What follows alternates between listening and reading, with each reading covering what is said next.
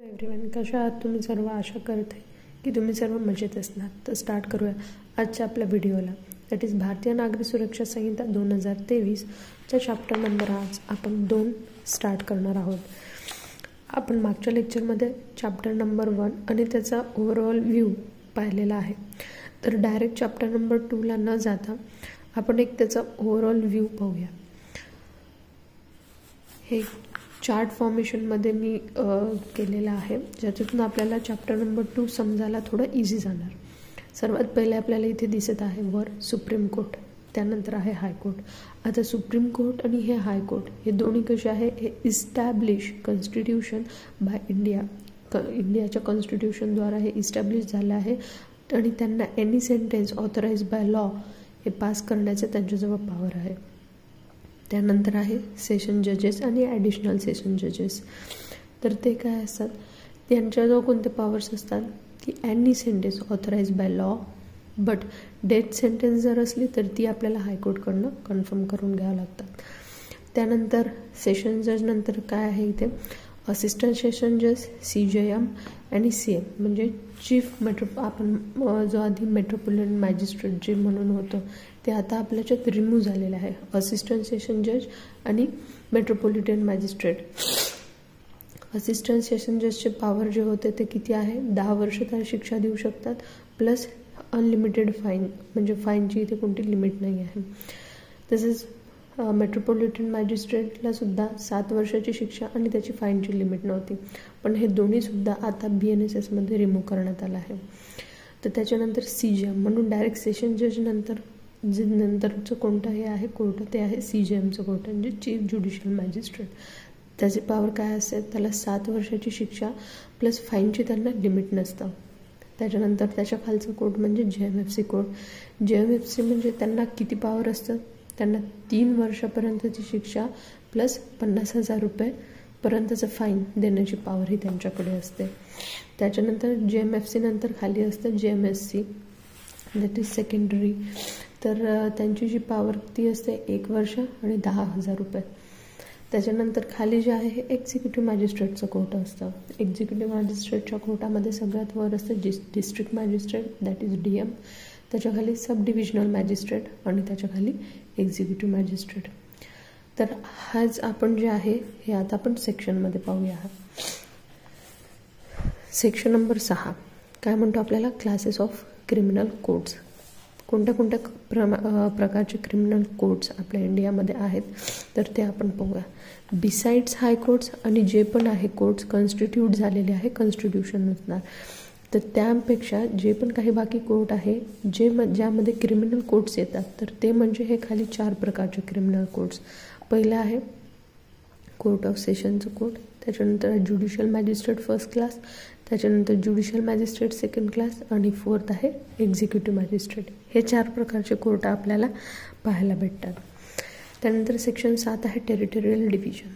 Territorial division म्हणजे कसं असतं, आता फॉर एक्झाम्पल आपल्याला मतदान जेव्हा घ्यायचं असलं तर आता एवढा मोठा प्रदेश एरिया हा आपण कन्सिडर कसा करतो, आपण विधानसभा घेतो, पॉप्युलेशन ही डिवाईड करतो. त्याचप्रमाणे जी स्टेट आहे स्टेटला इथे काय करणार आहे, सेशन्समध्ये आपण डिवाईड केलं म्हणजे त्याच्यानुसार मग काय करतं स्टेट गव्हर्नमेंट वेगवेगळ्या अशा डिव्हिजन झाल्यानंतर कुठे कोणत्या डिस्ट्रिक्टमध्ये कोर्ट करायचं, कोणते सेशन कोर्ट करायचं, कुठे JMFC कोर्ट करायचं, हे आपल्याला कॅटेगराईज करायसाठी इझी जातं. सगळ्यात महत्त्वाचं त्याच्यानंतरचं सेक्शन आहे सेक्शन नंबर 8 कोर्ट ऑफ सेशनचा. त्यात काय म्हटलं आहे, स्टेट गव्हर्नमेंट काय करणार, इस्टॅब्लिश करणार सेशन कोर्ट आणि त्यामधले जे जजेस असणार तर ते त्यांची अपॉइंटमेंट कोण करणार, हायकोर्ट करणार त्याची अपॉइंटमेंट. त्याच्याच नंतर ॲडिशनल सेशन जजची सुद्धा जी अपॉइंटमेंट असणार ती हायकोर्ट करणार. सेशन जज हे जर समजा एका डिव्हिजनसाठी आहे तर ते दुसऱ्या डिव्हिजनसाठी ॲज अ ॲडिशनल सेशन जज म्हणून सुद्धा अपॉइंट केले जाऊ शकतात आणि ती ऑर्डर हायकोर्ट डायरेक्ट करू शकते. जर समजा सेशन जजची एखादी जागा व्हॅकंट आहे तर तेव्हा हायकोर्ट एखादी जर समजा अर्जंट अप्लिकेशन डिस्पोज ऑफ करायचं असेल तर कोर्ट ऑफ सेशनच्या ऐवजी तिथे ॲडिशनल सेशन जजला पाठवू शकते, पण तो पण नसला नो ॲडिशनल सेशन जज तर तिथे CJMला पाठवू शकते ते अर्जंट मॅटर डिस्पोज ऑफ करायसाठी. तर ही जी पॉवर आपण दिली आहे हे कोणाला आहे, हायकोर्टाला आहे ही पॉवर. त्याच्यानंतर ऑर्डिनरीली कोणतं कोर्ट कोणत्या प्लेसला असणार तर ते सुद्धा डिसाईड करण्याची पॉवर हायकोर्टाला आहे.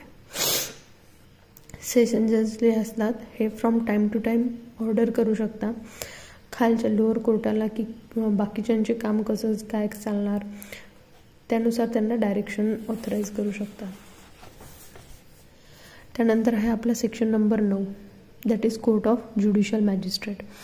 तर काय आहे, प्रत्येक डिस्ट्रिक्टमध्ये ज्युडिशियल मॅजिस्ट्रेट फर्स्ट क्लास किंवा ज्युडिशियल मॅजिस्ट्रेट सेकंड क्लास हे कुठे असणार काय असणार तर ते पॉवर जी आहे स्टेट गव्हर्नमेंटला असते आणि कन्सल्टेशन विथ द हायकोर्ट ती कुठे असणार हे ते त्या नोटिफाय करू शकतात. तर त्याचे जे प्रिसाइडिंग ऑफिसर्स असतात तर ते हायकोर्ट अपॉइंट करतं. त्याच्यानंतर सेक्शन 10 आहे chief judicial magistrate and additional CJM. तर यामध्ये काय आहे, प्रत्येक डिस्ट्रिक्टमध्ये हायकोर्ट अपॉइंट करणार ज्युडिशियल मॅजिस्ट्रेट्सपैकी एकाला ॲज अ CJM म्हणून, that is chief judicial magistrate. High court appoint करू शकते चीफ ज्युडिशियल मॅजिस्ट्रेटपैकी एकालाच as a additional judicial magistrate म्हणून सुद्धा. High court may designated at CJM आणि JMFC class in any subdivision as a subdivisional judicial magistrate. High court एखाद्या JMFC appointment as a subdivisional judicial magistrate म्हणून सुद्धा करू शकतो. त्यानंतरचा आहे आपलं section that is section 11. Actually हा इथे चौथा पॉईंट पण याच्यात नवीन ॲड ऑन झालेला आहे. Subject to general control of CJM, subdivisional judicial magistrate shall also have a exercise and supervision and control over the work of judicial magistrate and additional CJM. म्हणजे actually त्याच्यात ते सांगितलेलं आहे की जे ज्युडिशियल मॅजिस्ट्रेट असणार ते CJMच्या ऑथराईज खाली काम करणार. त्याच्यानंतर स्पेशल ज्युडिशियल मॅजिस्ट्रेट याच्यात काय करू शकतो, हायकोर्ट आहे किंवा स्टेट गव्हर्नमेंट आहे तर कोणताही व्यक्ती जो गव्हर्नमेंट पोस्टवर आहे तर त्याची appointment as a judicial magistrate म्हणून judicial magistrate of first class और सेकंड क्लास म्हणून त्यांची अपॉइंटमेंट केली जाऊ शकते एखादं मॅटर किंवा class of the matter decide करण्यासाठी. पण त्यांची जी अपॉइंटमेंट आहे ती 1 वर्षापेक्षा जास्त नको व्हायला. त्यानंतर सेक्शन 12 आहे त्याच्यात आपण local jurisdiction of judicial magistrate. CJM जो असतो तर बाकीचे जे त्यांचे लोअर कोर्ट असतात तर त्यांची जी पॉवर आहे त्यांचे केसेसचे डिस्ट्रीब्युशन आहे तर तो त्यांना सांगू शकतो. त्याच्यानंतर आहे आपला section 13 subordination of judicial magistrate. Chief judicial magistrate हे कोणाच्या सबऑर्डिनेट असणार, सेशन कोर्टाचं, ते आपण आपल्या चार्टमध्ये पाहिलेलं आहे. त्याच्यानंतर सेशन जज जे असणार बाकीचे जे हे असणार कोर्ट तर ते सेशन जज आणि CJMच्या ऑथॉरिटीखाली असणार. त्याच्यानंतर आहे आपला executive magistrate section 14. State government काय करते, अपॉइंट करते कोणत्या पर्सनला ॲज अ एक्झिक्युटिव्ह मॅजिस्ट्रेट आणि त्याच्याचपैकी एकाची अपॉइंटमेंट ॲज अ DM म्हणजे डिस्ट्रिक्ट मॅजिस्ट्रेट म्हणून केली जातात. आणि तसेच एक्झिक्युटिव्ह मॅजिस्ट्रेटपैकी एकाची appointment as a additional district magistrate म्हणून सुद्धा केली जाते. जर समजा एखाद्या वेळेस कामाचा भार जास्ती असला तर डिस्ट्रिक्ट मॅजिस्ट्रेटसोबत ॲडिशनल डिस्ट्रिक्ट मॅजिस्ट्रेटची सुद्धा अपॉइंटमेंट केली जाते. त्याच्यानंतर आहे section 15 special executive magistrate. State government काय करू शकते, एखादा एक्झिक्युटिव्ह मॅजिस्ट्रेटला किंवा एखादा पर्सन आहे ज्याचा rank not below the superintendent of police किंवा त्याचा इक्विव्हॅलंट ची appointment as a special executive magistrate म्हणून करू शकते. लोकल ज्युरिस्डिक्शन काय असणार एक्झिक्युटिव्ह मॅजिस्ट्रेटचं तर ते जे असणार आहे स्टेट गव्हर्नमेंट DMला टाईम टू टाईम त्याचं लोकल लिमिट्स सांगू शकणार आणि DM त्याच्यानुसार ते खालची जी ऑथॉरिटी आहे ते एक्झिक्युटिव्ह मॅजिस्ट्रेटला ते डायरेक्ट करणार. आणि हे जे खालचं सबऑर्डिनेशन ऑफ एक्झिक्युटिव्ह मॅजिस्ट्रेट ते तर आपण पाहिलेलंच आहे, त्याच्यात तेच सांगितलेलं आहे. DM जो असणार हा सर्वात वर असणार, त्याच्याखाली सब डिव्हिजनल मॅजिस्ट्रेट असणार आणि त्याच्याखाली एक्झिक्युटिव्ह मॅजिस्ट्रेट असणार. पब्लिक प्रॉसिक्युटर हा जो सेक्शन आहे 18, 19, 20 हे जे 3 सेक्शन आहे पब्लिक प्रॉसिक्युटरशी डील करतात. तर ते आपल्याला एक नेक्स्ट व्हिडिओमध्ये त्याच्यासाठी वेगळा व्हिडिओ तयार करावा लागणार. तर आतापर्यंत आपण चॅप्टर जो सेकंड पाहिलेला आहे त्याच्यात आपण पाहिलेलं आहे की कशा कशा प्रकारचे क्रिमिनल कोर्ट असणार. थँक्यू.